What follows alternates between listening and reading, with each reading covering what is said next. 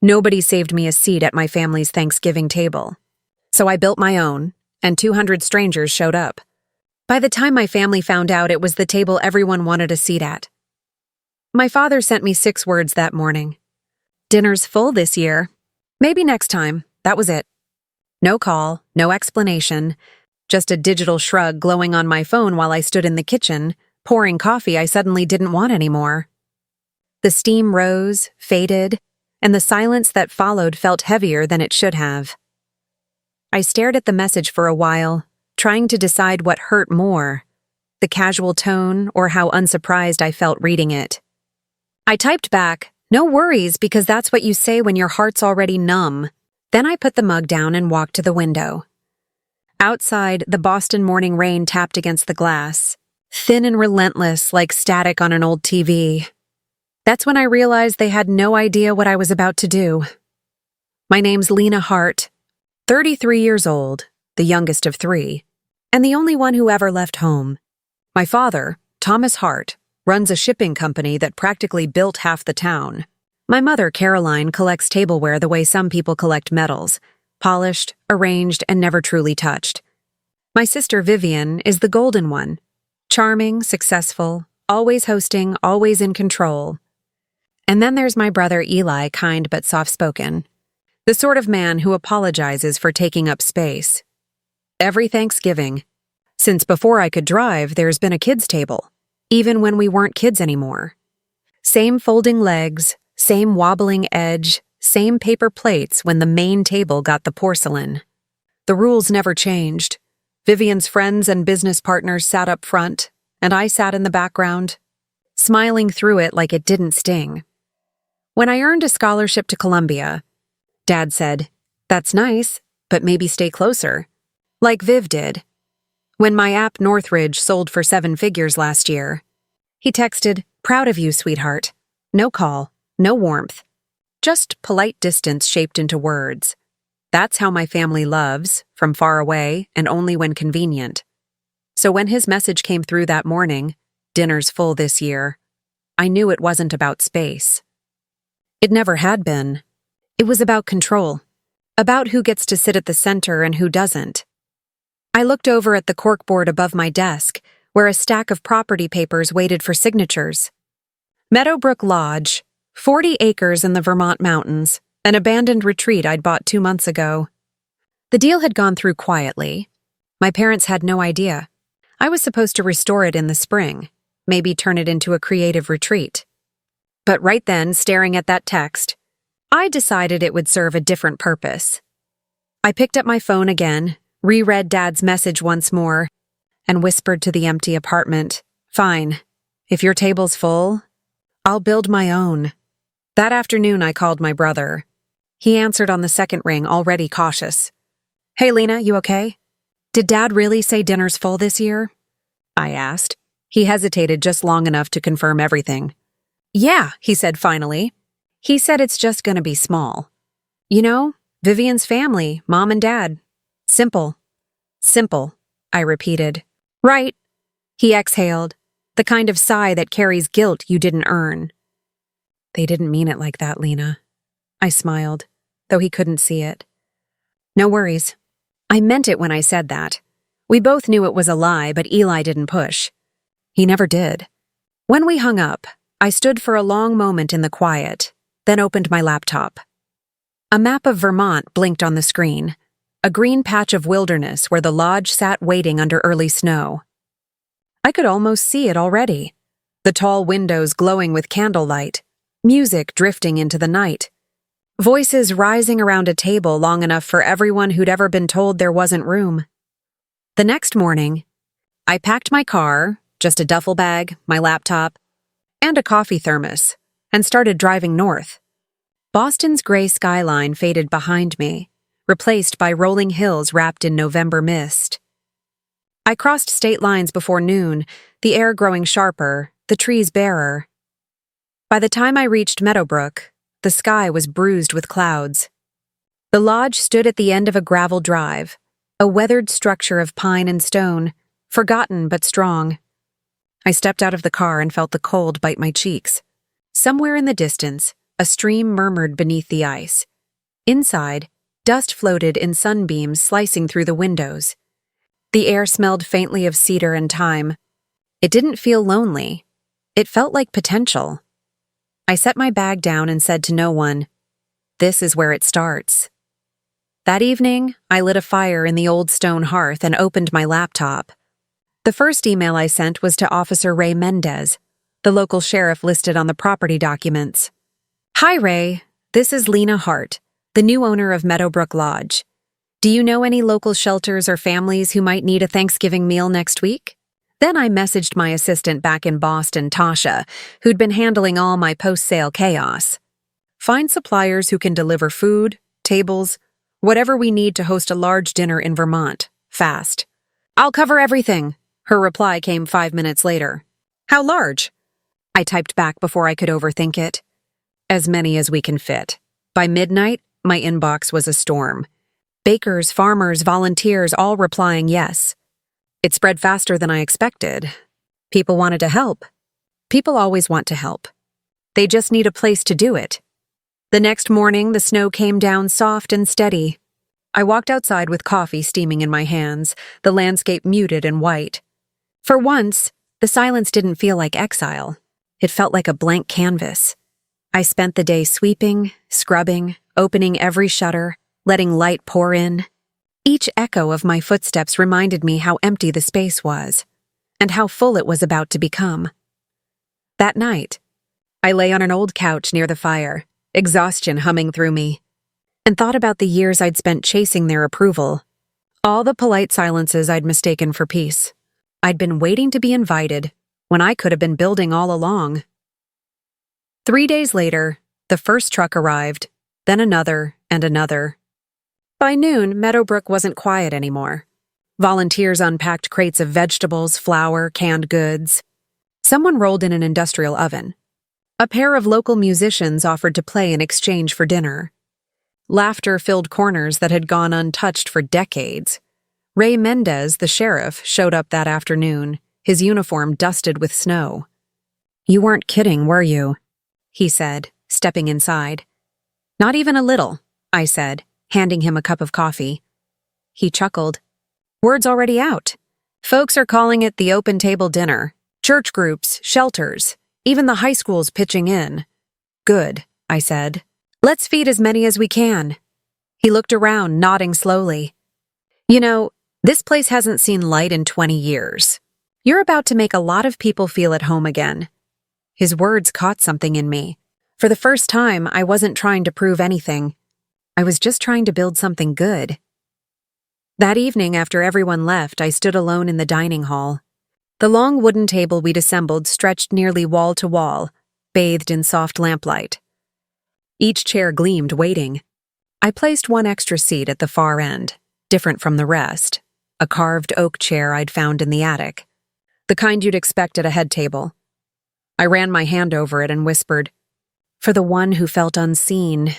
Then I turned off the lights, leaving only the fire burning in the hearth. As the wind picked up outside, I checked my phone. Another text from my father, short as ever. "Heard you're up north." "Don't do anything dramatic, Lena," I laughed quietly. "Too late, Dad." Then I put the phone face down and went back to work. By sunrise, Meadowbrook looked different. The snow had stopped sometime during the night, leaving a silver crust over the field. A few trucks were already rumbling up the drive, headlights slicing through the fog. Volunteers tumbled out, some I recognized from emails, others complete strangers, each carrying boxes, pots, or tools. I opened the door, still tying my hair back, and said the only words that came to mind. "Welcome home." That became the phrase of the day. I said it to everyone who stepped inside. Truckers, students, retirees, even a mother with 3 kids bundled in mismatched coats.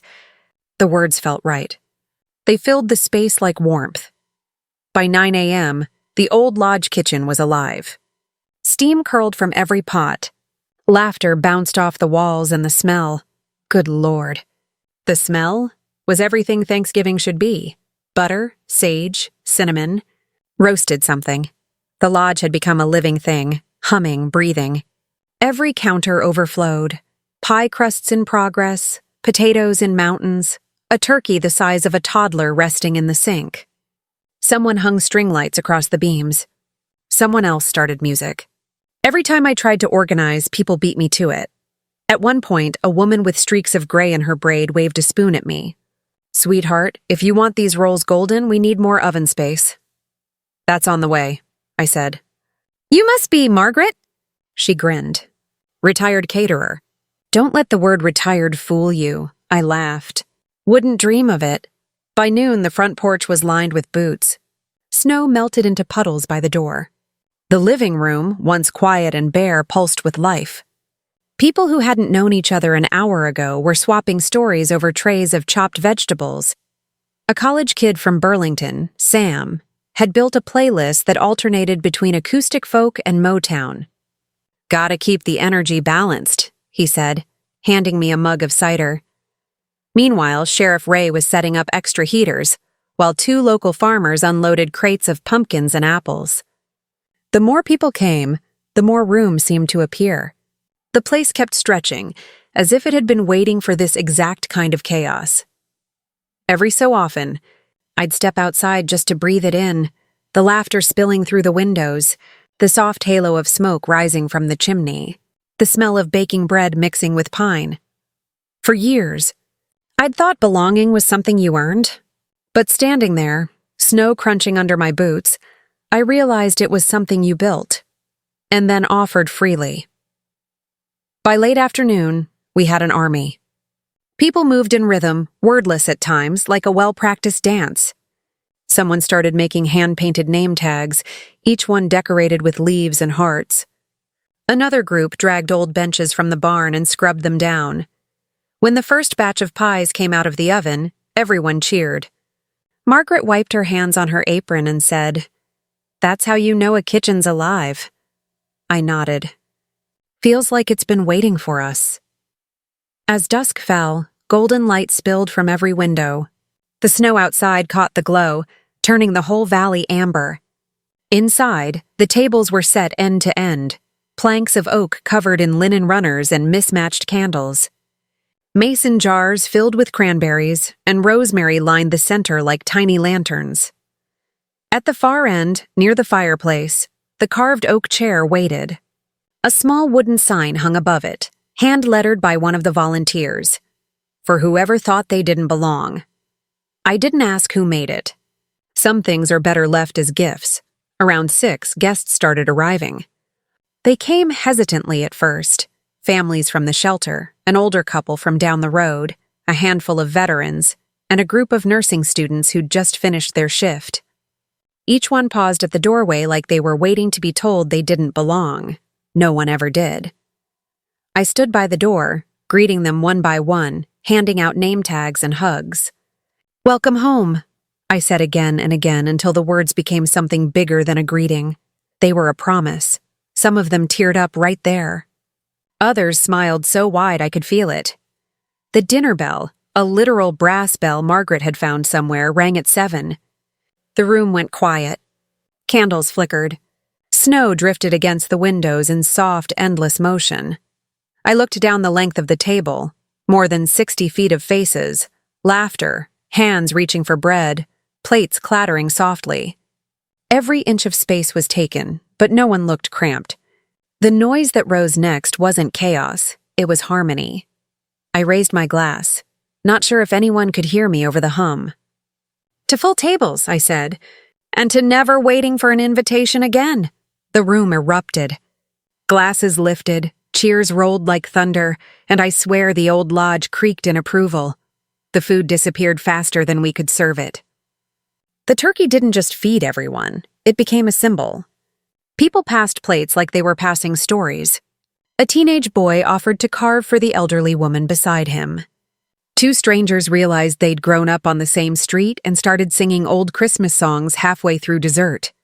And the laughter. God, the laughter. It filled every empty corner I'd once tried to hide in. At one point, I caught sight of a man sitting alone near the fire. His coat was worn, his hair silvered at the edges. He looked like someone who'd seen more winters than he wanted to count. I walked over and asked, Mind if I sit? He shook his head, smiling faintly. You're the one who did all this? With a lot of help, I said. I'm just the fool who sent the first email, he chuckled. Name's Walt. Haven't had Thanksgiving with anyone since my wife passed 12 years ago. I nodded. You picked a good one to come back to. He lifted his glass a little. Feels like she's here somehow. Maybe that sounds crazy. Not crazy, I said softly. Just right. He smiled again, and in that moment I felt something shift inside me. All those years of quiet rooms and half-hearted holidays, this moment rewrote them. Hours passed in a blur of warmth. People danced between tables, clapped along to the music, shared pie recipes and stories about loss and luck. The air grew thick with joy. At one point, I stood by the kitchen door, just watching. My hands were covered in flour, my hair a mess, my heart steady for the first time in years. I thought about my parents, about the candle-lit perfection of their table back home. Every fork aligned, every silence rehearsed. I wondered if they'd notice my absence this year, if they'd pause long enough to realize I wasn't trying to be part of their world anymore because I'd built a better one. Later that night, Pastor Grace Holloway, a tall, radiant woman with kind eyes, stood up to speak. I hadn't even known she was coming, but her voice carried like music. For the table that never runs out of room, she said, raising her glass. And for the woman who built it. The room clapped. But I shook my head, smiling. No, for everyone who showed up. A man called out from the back, "You made us believe again." The sound that followed was overwhelming. A rush of applause, laughter, even a few tears. And somewhere in the crowd, Walt stood again, his voice trembling but clear. Tonight, he said. I remembered what home feels like. That did it. The applause turned to cheers, the kind that make your throat tighten and your chest ache in the best way. I wiped at my eyes, laughing. Okay, before we all cry into the mashed potatoes, eat up. There's pie for days! By midnight, the lodge was quiet again. The candles had burned low, and the air smelled like butter, smoke, and faintly of pine. Most of the guests had gone, leaving behind half-finished cups of cider and a few pairs of forgotten gloves. A handful of volunteers stayed to clean up, but even they worked in reverent silence. No one wanted to break whatever magic lingered. When the last dish was stacked and the fire was nothing but embers, I walked to the oak chair by the hearth. The one that read, "For whoever thought they didn't belong." I sat down. The wood was still warm from the fire, and for the first time in my life I felt perfectly, completely seen. Not because anyone told me I was enough, but because I finally believed it. Outside, the snow fell again, slow and soft, erasing every footprint from the night before. As if the world itself wanted to start fresh, I didn't post anything that night. Didn't need to. But by morning, the photos had found their way online anyway, captured by guests and volunteers, a picture of the table glowing under candlelight, a video of Walt's toast, a shot of the oak chair with the little wooden sign. Someone captioned it, "If your house doesn't have space, Meadowbrook does." By noon, the post had gone viral. Local news called it the Open Table Thanksgiving. Radio hosts talked about it. Social media flooded with comments. Strangers offered donations. Restaurants wanted to help next year. Even the governor's office shared it with a line that read, "This is what community looks like." I tried to stay offline, but it didn't last long. My phone lit up again and again. Calls, texts, notifications. At first, it was heart emojis and gratitude, but then the familiar names started to appear. Mom, Dad, Vivian. My stomach twisted before I even opened the messages. Mom, Lena, what did you do? People think we excluded you. Dad, you made us look cruel. Call me now. Vivian, really? Couldn't let me have one Thanksgiving without making it about you. I set the phone down and stared at the fire. The same glow that had carried their rejection now carried their outrage. The irony wasn't lost on me. I didn't respond. Not yet. Outside, fresh snow began to fall again, thick and quiet. Inside, I finally felt calm. That night, The last of the volunteers left, waving from their trucks as taillights disappeared down the drive. The lodge was empty again, but it didn't feel empty. It felt full of echoes. I walked through the dining hall, brushing my fingers along the table's edge. Crumbs, wax drips, faint stains of gravy, it was perfect. Evidence of joy. At the end of the table, I stopped by the carved chair. For whoever thought they didn't belong, I smiled. Guess that includes me. 2 days later, I drove into town to pick up supplies.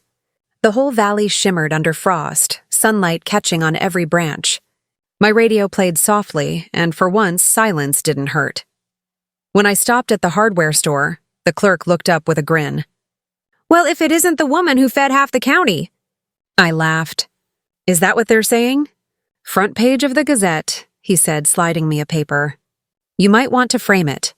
There I was, laughing, hair messy, apron dusted with flour, surrounded by strangers who didn't feel like strangers anymore. The headline read, "A Table for Everyone: How One Woman Rebuilt Thanksgiving." For a second, I couldn't move. My throat tightened, my eyes blurred. I hadn't realized how badly I'd wanted to see proof that what we'd done was real. That it had mattered. The clerk cleared his throat gently. "You know, folks are already asking about Christmas," I smiled, shaking my head. "Let's get through the dishes first." That afternoon, as I loaded my car with supplies, a familiar car pulled into the parking lot. A silver Lexus. My parents' car. My hands froze on the steering wheel.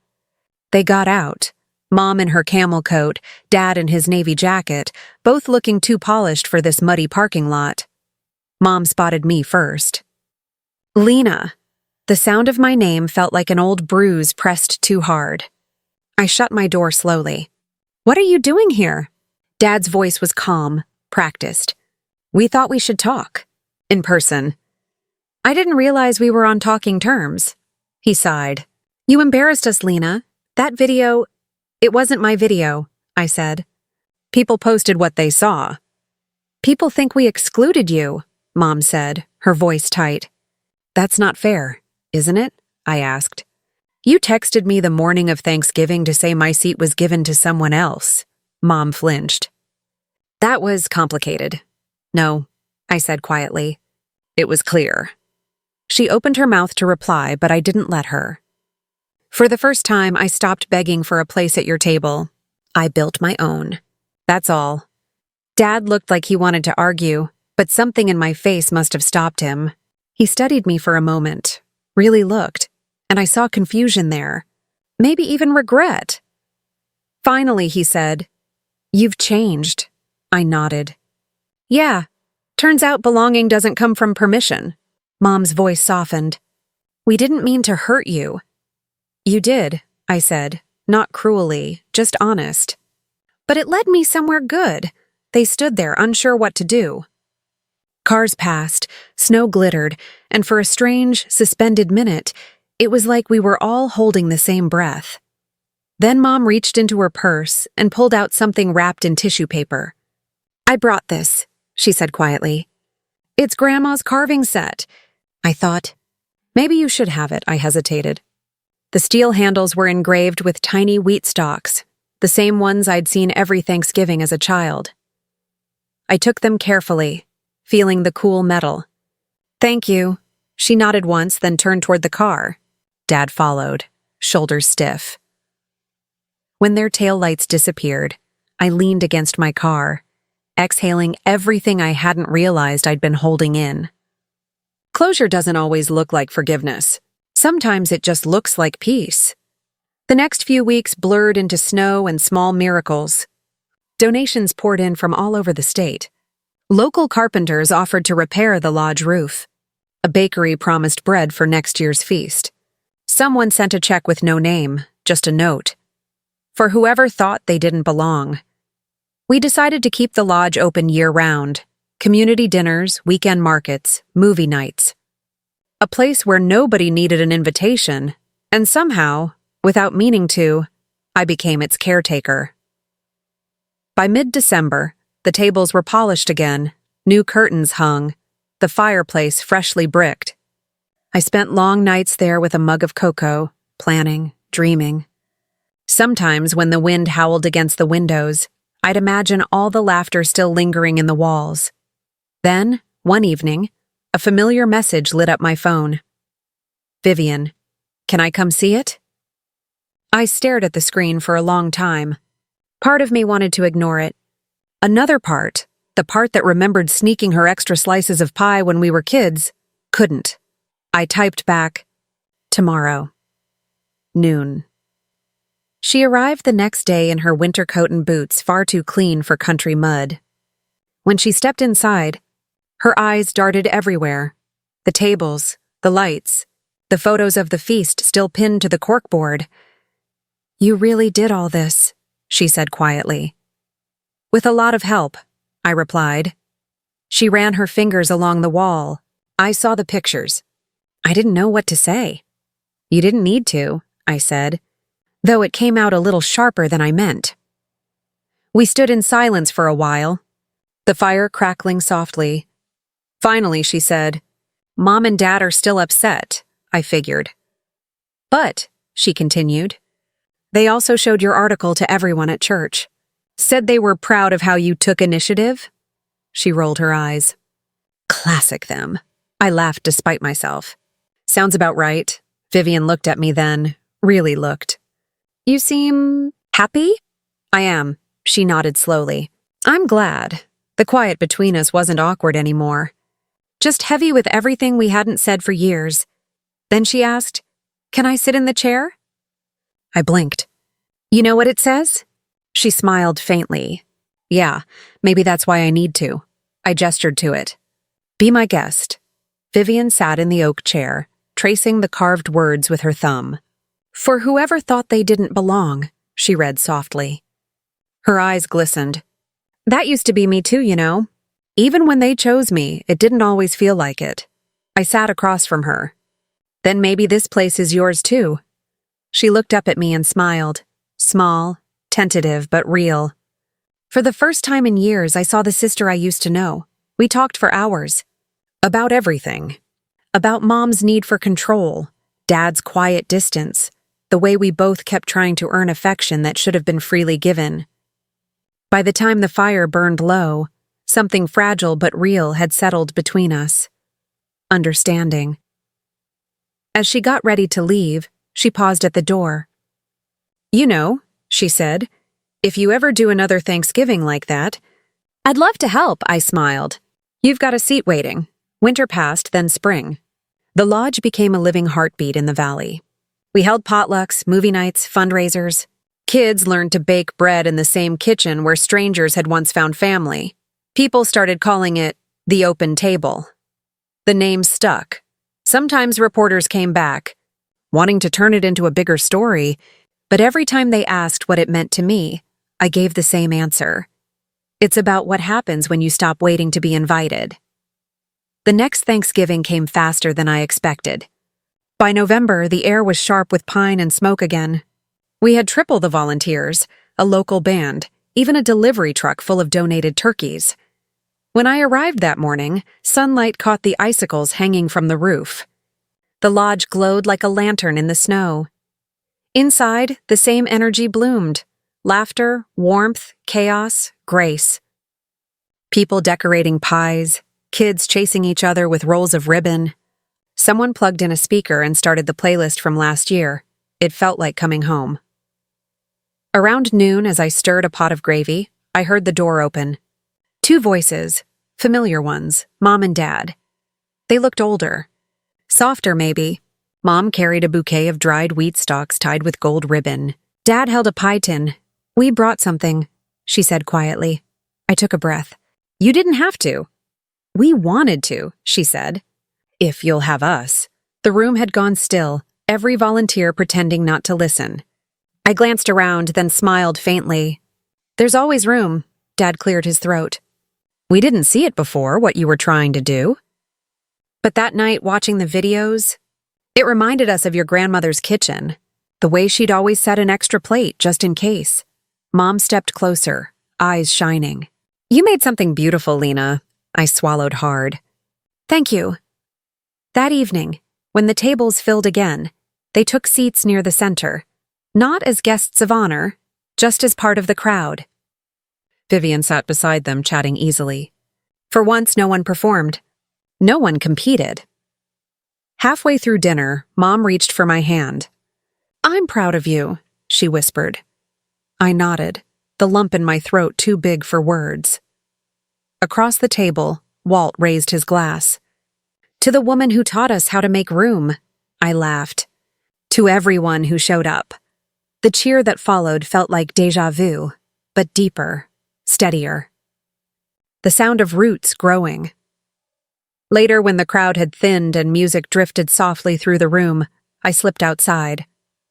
The night was cold, stars sharp as glass. The lodge behind me glowed golden through the trees, and for a moment it looked exactly like it had that first night, a beacon against the snow. I thought about how far we'd come. How something that began with rejection had become the thing that connected us all. From behind me, I heard footsteps crunching on the snow. Vivian's voice, warm and teasing. "You always sneak out before dessert," I smiled. "Old habit." She handed me a slice of pumpkin pie. "New tradition. You eat before everyone takes the whipped cream." We stood there, shoulder to shoulder, eating in silence. The stars shimmered. Laughter spilled through the windows. The smell of pie and pine wrapped around us like memory. Vivian looked at me. "You really built something good here." "We built it," I said. Inside, the music changed. Soft piano, the same song that had played the year before. People began lighting candles one by one until the whole room shimmered. As I stepped back in, I caught sight of the oak chair again, still by the fire. Someone had added a small brass plate to the backrest. It read, "For whoever thought they didn't belong, and everyone who proved them wrong." My chest tightened. I sat for a moment, running my fingers along the engraving, listening to the laughter, the clink of glasses, the hum of togetherness that had become the soundtrack of my life. The fire crackled, and in its glow, I felt the kind of peace I'd never known at any family table. Maybe forgiveness doesn't come as a grand gesture. Maybe it's just this, a full room, an open door, and the courage to stay soft in a world that taught you to harden. Outside, snow began to fall again, quiet and endless, covering every path that had once led me away from belonging. And for the first time in my life, I didn't wonder where I fit, I knew. For years, I tried to earn a seat at their table. Now I know, sometimes you have to build your own. And when you do, the people who truly belong will find you. If this story touched you, subscribe for more tales of hope, courage, and finding your place in the world.